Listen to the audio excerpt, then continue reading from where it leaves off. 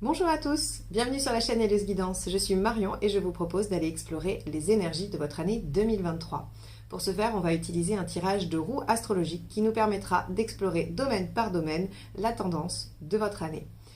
Je vous proposerai également dans une seconde vidéo qui sortira aux alentours du Nouvel An un tirage mois par mois pour l'année 2023 également. Afin de ne pas la rater et de pouvoir être notifié de sa sortie, je vous invite à vous abonner et à cliquer sur la petite clochette des notifications.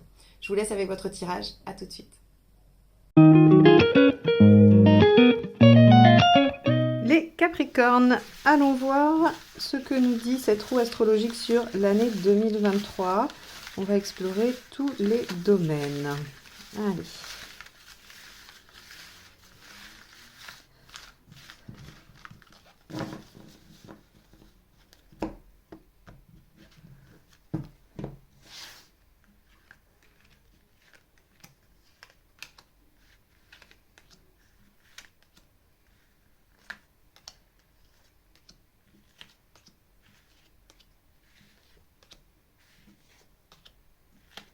Ok.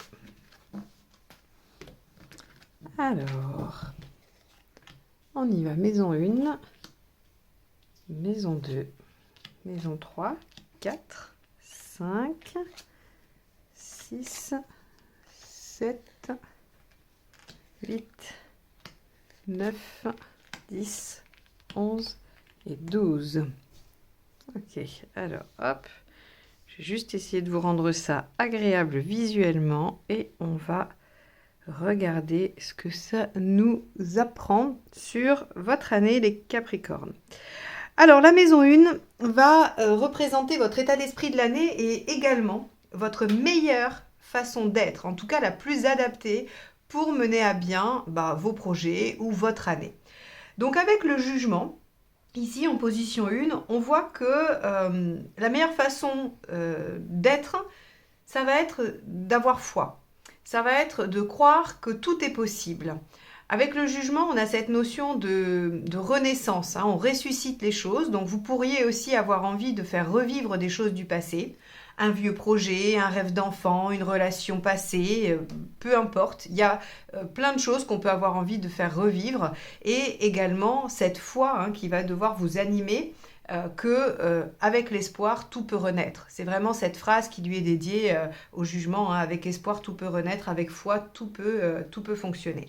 Donc, à la fois, vous allez être probablement assez nostalgique ou tourné vers le passé, c'est une période de bilan pour vous, cette année 2023, les Capricornes, et en même temps, une envie d'aller vers une nouvelle page de vie, renaître à soi-même, en étant vraiment convaincu que vous avez la capacité à le faire. La maison 2, elle va nous parler effectivement de vos ressources matérielles, de comment vont se porter vos finances et vos avoirs, mais également vos talents. Et ça va nous parler de vos talents à développer également. Alors avec la papesse inversée, au niveau des ressources, on pourrait penser que vous allez passer à l'action, que vous avez réfléchi à un projet qui demande probablement des investissements ou quelque chose de concret, de matériel, et l'année 2023 va être un passage à l'action, va être le fait de mettre en œuvre, puisque la papesse à l'endroit réfléchit, prend le mode d'emploi, apprend à faire, et quand elle se retourne, elle passe à l'action, elle démarre l'action, qu'elle va servir ensuite à l'impératrice 3 qui, elle, met en œuvre vraiment très concrètement. Donc, la papesse inversée ici nous dit qu'il y a des projets qui risquent de requérir des ressources, des choses que vous allez mettre en œuvre. Si on parle de vos talents et de ce que vous avez à développer, eh bien, il va falloir développer votre mise en action. Mais c'est assez en lien avec la maison 1, ici, le jugement, où on vous dit qu'il y a quand même une renaissance, il y a quelque chose qui va demander à être vraiment réalisé avec optimisme, avec foi, et donc la papesse inversée, elle vous dit, votre talent, ça va être de passer à l'action. Alors, avec la papesse, deux types d'actions. Soit une action impulsive et irréfléchie parce qu'elle est mal aspectée, soit une action qui est le fruit d'une réflexion mûre et qui, du coup, est une action posée, réfléchie, mais qui met en œuvre après la réflexion. Donc, ici, on voit bien que vous avez deux choses à réaliser, quel que soit ce que vous avez l'habitude de faire, mais vous avez à réaliser des actions, à mettre des choses en œuvre et à vraiment utiliser vos connaissances pour développer les choses et mettre en action des choses concrètes. La maison 3, c'est comment va être votre intellect. c'est aussi comment vous allez communiquer. Alors votre intellect avec la force inversée, on pourrait penser que vous allez subir probablement des situations contraignantes qui ne vont pas vous permettre de déployer toutes vos compétences intellectuelles ou toutes vos facultés intellectuelles. Probablement parce qu'on va venir vous contredire ou qu'on va venir vous opposer des arguments qui sont peut-être parfois pas justifiés, mais en tout cas qui vont venir mettre un petit peu le bazar. Avec la force inversée, on est vraiment soumis à quelque chose qu'on ne maîtrise pas. Il se pourrait aussi qu'on vous empêche, peut-être, moi je ne sais pas, de faire une formation, de faire des études, de faire des choses comme ça. Et dans la communication, vous avez du mal à prendre le dessus. C'est-à-dire que, encore une fois, votre intellect peut être un peu fatigué, un peu perturbé. Il peut aussi être amoindri parce que vous êtes dans l'action. Alors, ça ne veut pas dire que vous n'êtes pas multitâche, comme on dit, et que vous ne pouvez pas être à la fois dans l'action et la réflexion. Ça peut vouloir dire qu'il y a une prépondérance de l'action au détriment peut-être d'une phase de réflexion et ça peut vous mettre parfois en difficulté. Alors encore une fois, on a une carte pour donner un domaine sur l'année, donc on va dire que c'est la tendance majoritaire, mais ça ne veut pas dire que vous allez être comme ça absolument toute l'année. Hein. On va dire que c'est plutôt, oui, la tendance majoritaire. Donc avec cette force inversée dans votre intellect et dans votre façon de communiquer, on va avoir effectivement peut-être quelques difficultés à se faire comprendre, à être entendu ou même peut-être à comprendre les autres. Dans la maison 4, qui elle va être votre fort intérieur, votre vie intime ou domestique, hein, c'est-à-dire ce que vous vivez à la maison, mais c'est surtout tout ce qui vous concerne vous à l'intérieur. Si vous vivez seul, c'est ce qui se passe en vous, c'est votre inconscient, c'est l'introspection que vous allez mettre en œuvre. Avec le main inversé, on vous dit, on touche pas trop à ce domaine-là. Le main inversé, il prend pas de risque, il reste dans une situation stable et confortable, il se met pas en danger, il repart pas sur quelque chose de nouveau. Alors, ça pourrait paraître contradictoire avec ce jugement en position 1. J'aurais tendance à dire, moi, que vous avez réfléchi, que c'est quelque chose de pensé et que ça ne vous met pas en difficulté au niveau de la maison 4 parce que ces nouvelles actions, elles ont été programmées, définies ou en tout cas, elles sont un peu anticipées. D'une façon ou d'une autre, elles sont un peu anticipées et ça ne vous met pas en danger dans la maison 4. Donc avec un main inversé, comme je vous le disais, on reste dans une situation assez confortable. Si vous êtes en couple, par exemple, si vous vivez avec un partenaire, a priori, il n'y aura pas de modification radicale cette année. Si vous avez envie également de changer de lieu de vie, c'est pas favorable avec le main inversé. Ça veut dire qu'on est quand même dans quelque chose qui stagne, qui reste tel qu'il est. Hein, donc tous les déménagements, les travaux d'aménagement également. Alors ça peut être des petites choses, mais pas de grands risques en tout cas. On ne prend pas de risques dans le foyer. Ok. La maison 5, qui elle va nous parler de votre créativité, de votre façon d'être au monde, comment vous vous exprimez. Il y a aussi les plaisirs, les amours, les enfants, mais en tout cas c'est tout ce qui jaillit de vous. Alors là encore on a un battleur inversé qui nous dit qu'on a quand même une petite faiblesse, qu'on a un petit démarrage pas facile. Alors je perçois un petit peu pourquoi, hein, c'est parce que on va vous demander surtout de travailler sur l'extérieur. Quand je regarde le reste de la roue, je me dis en fait on favorise pas votre travail intérieur les Capricornes sur cette année, on va plutôt travailler sur soit la carrière, le travail, les activités ou tout ce qui est en regard avec les autres et la société. Vous, votre intériorité, elle est plutôt on va dire en sourdine. Ça ne veut pas forcément dire que c'est mal aspecté hein, ou que ça va pas être bien. C'est juste que c'est pas vraiment là où les choses importantes vont se passer. Donc, avec un battleur inversé, on nous dit les choses ne sont pas impossibles, mais elles sont un peu laborieuses. Soit parce que vous manquerez de temps, parce que vous serez occupé par ailleurs, soit parce que les conditions ne sont pas extrêmement favorables. En tout cas, on a un peu de mal à aller dans ses loisirs, on a un peu de mal à dire ce qu'on veut. Et vous voyez, ça vient reconnecter avec la maison 3, où je vous disais c'est votre communication. Vous êtes un peu en difficulté sur la communication, ça ne vous aide pas à vous exprimer tel que vous êtes et à favoriser l'expansion de votre personne. Donc on voit bien que ces deux maisons-là sont liées et qu'elles sont un peu bloquées. Bon, peut-être qu'elles sont un peu en sourdine tout simplement au profit d'autres, hein, mais là en tout cas on voit sur la maison 5 qu'il y a des choses un peu laborieuses. Encore une fois, avec le battleur inversé, rien d'impossible, mais c'est plus difficile, ça demande plus d'énergie. La maison 6, elle va nous parler de rendre service, hein, de comment vous rendez service, votre quotidien, et comment vous allez développer aussi, comment vous allez vous améliorer. Alors avec Tempérance, c'est bien parce que, et ça explique un peu la première partie de la roue, Tempérance, elle nous dit on revient au calme, on retrouve la paix. Je pense que vous avez traversé peut-être des périodes difficiles et que là, vous avez pris des décisions qui vous engagent dans des actions, mais qui sont calculées. C'est ce que je vous disais, parce que dans la maison 6, avec Tempérance, on voit que c'est la fin des épreuves, c'est le calme, c'est la douceur, c'est les bons moments, c'est aussi les compromis. Donc, si vous voulez, pour moi, vous êtes en train de trouver un équilibre personnel qui vous permet d'être mieux dans votre quotidien, dans votre façon d'être également, et vous développez ce que vous avez à développer, mais avec tranquillité, avec sérénité. Vous n'êtes pas dans quelque chose de brutal, de difficile, de violent. Je pense que vous êtes en train d'intégrer des mois ou des années de travail personnel qui vous amènent aujourd'hui à pouvoir réaliser des choses plus sereinement. La maison 7, qui est celle du conjoint et aussi du rapport aux autres, hein, c'est-à-dire on peut avoir l'associé et c'est votre façon d'être en relation à l'autre avec la maison 7. Alors on voit que vous allez être un petit peu replié sur vous. Replié sur vous parce qu'à mon avis, encore une fois, je le répète, occupé par ailleurs et pas très disponible. Pas très disponible à développer l'intériorité et pas très disponible à développer de nouvelles relations ou à les enrichir. C'est-à-dire que là encore, si vous êtes en couple et que vous vivez avec cette personne, bon, les choses vont plutôt stagner, rester telles qu'elles sont. On n'a pas une évolution particulière, ni dans un sens ni dans un autre, hein. Le monde ici, inversé, c'est pas une carte négative, elle vous dit pas échec, elle vous dit juste restriction. Le monde à l'endroit, c'est l'expansion, le fait d'aller au-delà, d'être plus grand, plus volumineux.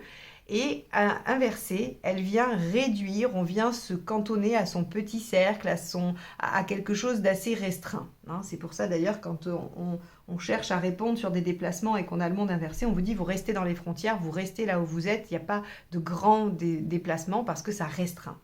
Donc ici on vous dit tous vos rapports aux autres vont être plus ou moins dans votre environnement. Ça serait assez étonnant que vous ouvriez votre cercle pour y mettre de nouvelles personnes.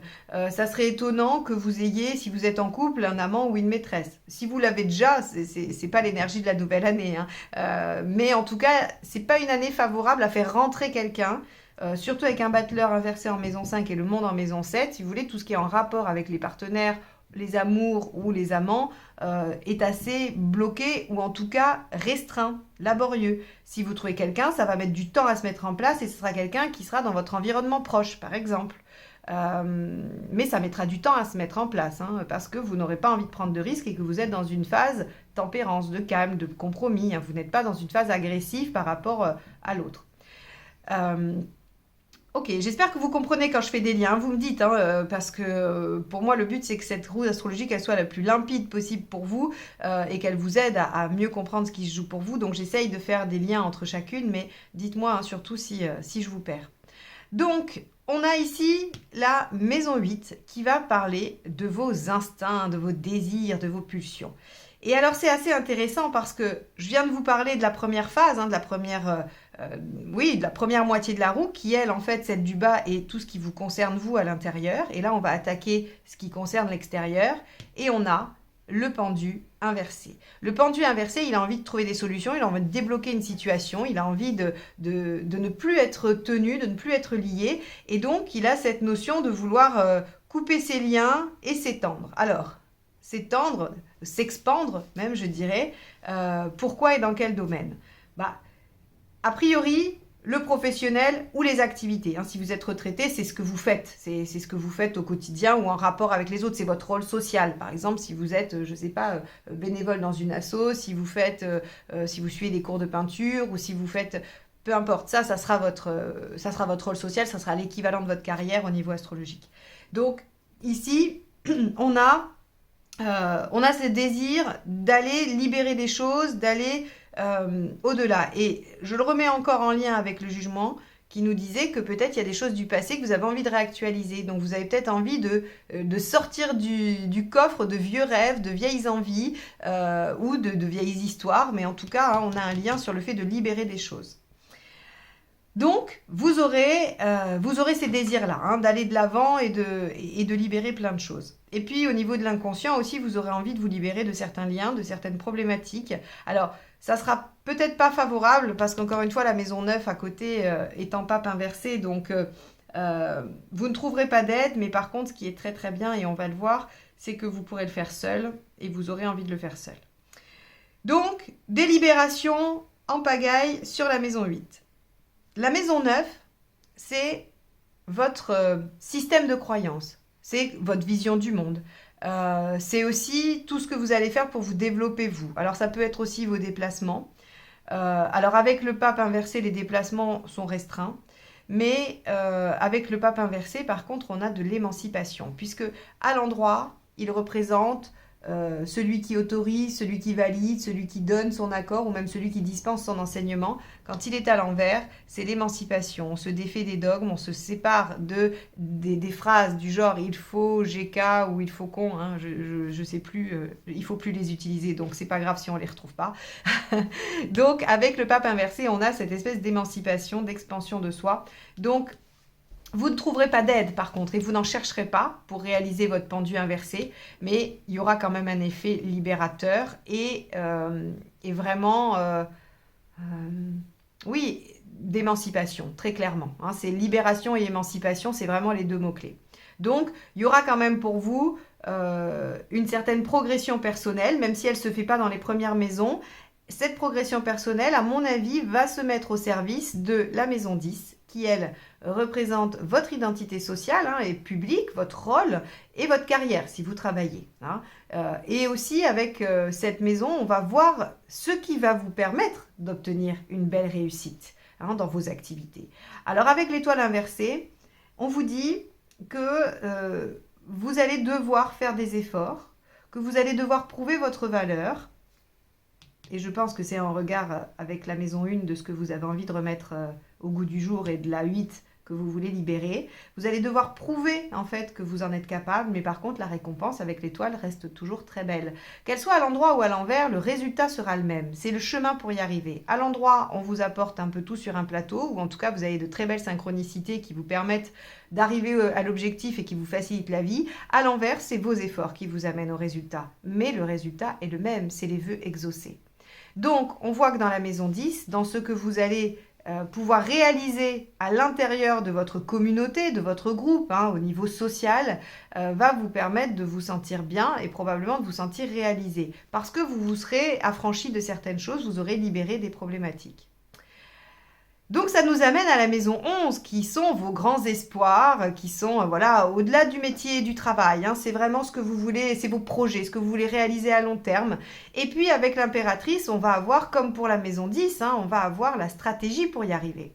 Donc ici, vous avez envie de prendre votre vie en main, vous avez envie d'être maître de vos décisions, de vos actions, de ce qui se passe pour vous, et vous avez bien raison. Et votre façon d'y arriver, ça va être de communiquer. Alors, là, on vient s'opposer à ce que je vous ai dit sur la maison 3 où je disais votre communication elle n'est pas aisée, elle n'est pas trop facile, vous avez un peu de mal, peut-être que cette année ça va pas être trop bien.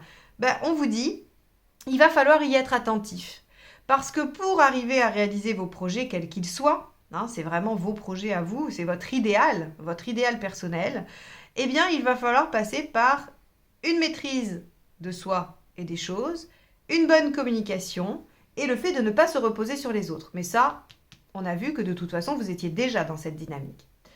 Donc, votre maison 11 vous promet de réaliser vos espoirs et vos projets si vous prenez les choses en main, à l'image de l'étoile inversée qui vous dit c'est grâce à vos efforts, que vous faites attention à votre communication parce qu'on a vu qu'en maison 3, elle était peut-être un petit peu fragilisée, et que vous servez de la force de la maison 8 et de la maison 9 qui débloquent et émancipent pour réaliser ce que vous souhaitez. D'ailleurs, la maison 12, votre challenge, c'est quand même de progresser, d'avancer, d'être ambitieux. Il y a de toute façon quelque chose qui va vous obliger à être dans cette dynamique. D'ailleurs, la maison 12, c'est quand même ce qu'on doit abandonner, ce qui force à lâcher prise, à lâcher sur ce sur quoi on résiste. Eh bien, on vous dit, on va vous obliger à aller de l'avant, on va vous obliger à faire tout ça. C'est pour ça qu'on met peut-être un petit peu votre phase cachée, votre intérieur un peu en pause, parce qu'on a besoin que vous vous affirmiez et que vous vous émancipiez à l'extérieur pour pouvoir dépasser ça, hein, c'est-à-dire, ou du moins prendre le train en marche, parce que le chariot n'est pas une épreuve en elle-même. C'est l'obligation de suivre, d'aller de l'avant, d'être tout le temps en mouvement, de ne pas s'arrêter, et puis aussi de prendre les rênes de sa vie en main, donc de choisir la direction. Donc ici, pour vous les Capricornes, vous aurez à cœur de renaître, vous aurez à cœur de probablement faire revivre des choses que vous vouliez voir exister dans votre vie. Vous en aurez l'opportunité parce que vous aurez cette libération et cette émancipation, que vous aurez de quoi prouver votre valeur. Alors prouver, quand je dis ça, c'est à vous-même, hein, parce que vous n'avez rien à prouver à personne. Hein. C'est vous prouver à vous-même votre valeur et votre capacité à réussir. Donc, on a ici une roue astrologique coupée en deux avec tout ce qui va être à l'intérieur, un peu mis en sourdine et parfois même un peu en difficulté, mais par contre une réussite extérieure magnifique qui vous pousse à aller au-delà de ce que vous espériez, qui vous pousse à aller vous chercher un peu au fond. Et évidemment, ça vous occupera beaucoup, ça vous prendra beaucoup de temps et donc l'intérieur, le foyer, le couple seront peut-être un petit peu mis de côté pour cette année 2023. Voilà pour vous les Capricornes, j'espère que cette vidéo vous aura permis d'appréhender l'année 2023 avec déjà des pistes de réflexion et surtout ne ratez pas la deuxième partie qui sera les prédictions mois par mois qui sortiront aux alentours du Nouvel An. N'hésitez pas à aller voir sur mon site ce que je vous propose en termes de rendez-vous, de guidance et de formation si ça vous tente. Et moi je vous dis à très vite pour de nouvelles guidances. Bye bye!